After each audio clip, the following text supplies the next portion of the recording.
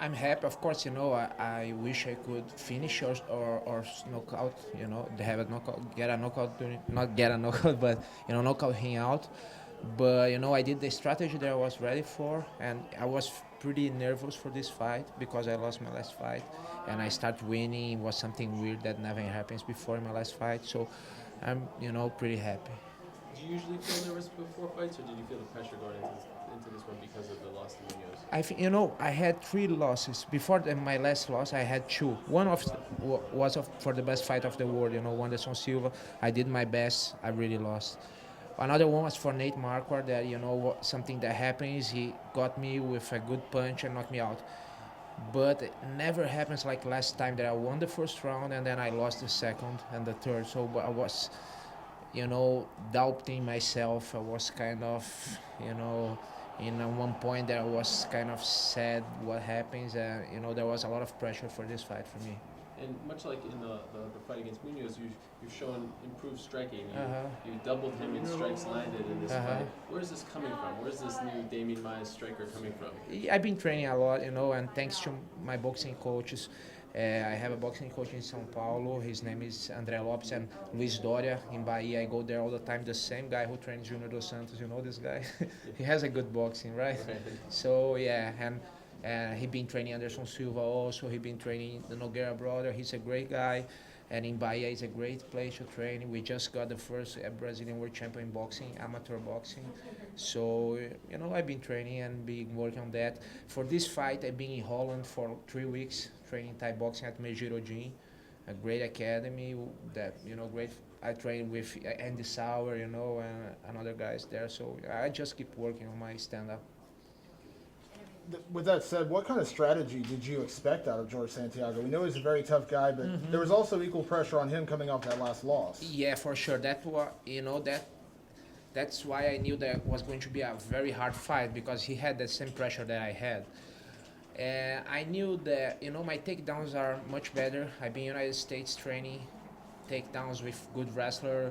I train a lot with a guy the name is Jake Herbert. He was second in the world champion for United States in my weight division. So I came from United States from Chicago like 3 times to train wrestling. I did short camps like 2 weeks, and I improved a lot my takedowns. And I was sure that I could take him down. I could stand with him, and unfortunately I could submit him because he's tough, and that's it. But I think the fight was good. What's next for you, Dan? Do you think this gets you back into title contention?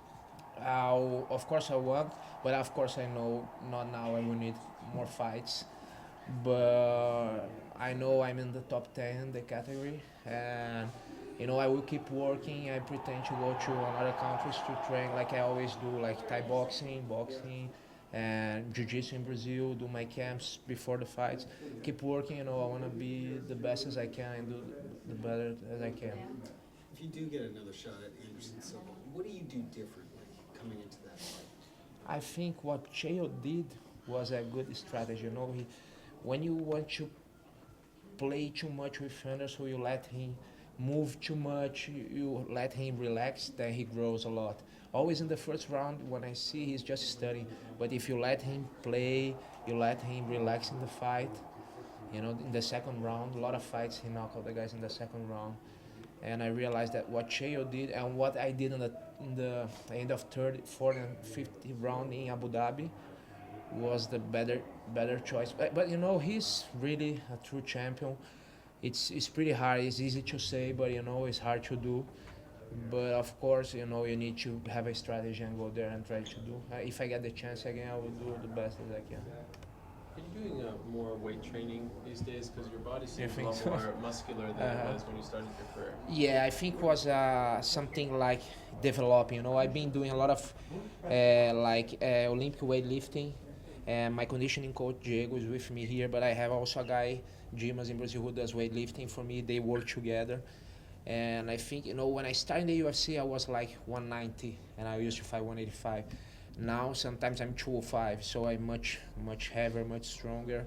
Now I'm really a 185er. Before I could be 170. I think I can be 170, but I don't think I need to drop this weight. Just one day maybe. Do you notice a difference now that you're doing more weight training when you fight? Yeah, especially, you know, if you do the right weight training, you get more explosive, you know, like Olympic weightlifting helped me a lot. Plyometric is an, you know, agility exercise. It's not just, you know, lifting weight, but, you know, an intelligent way of training, a smart way of training. The UFC put out a little pamphlet today with some facts about you, and it said that you're a journalism major. Is that correct? Yeah. When I finished my high school, you know, I was in doubt what I was going to do in that time, like martial arts or something. Okay, but you can live, you know, you can make your living, you know, in that time. So I said, okay, let's do, you know, I like to write, I like to read, and then I went to journalism. And I still have many friends in Brazil. They work in like the big medias in Brazil, the biggest newspapers, magazines, and you know, I like to be with them because, you know, I go away a little bit from the MMA world sometimes. So what do you think of us? We doing good job? I love you guys.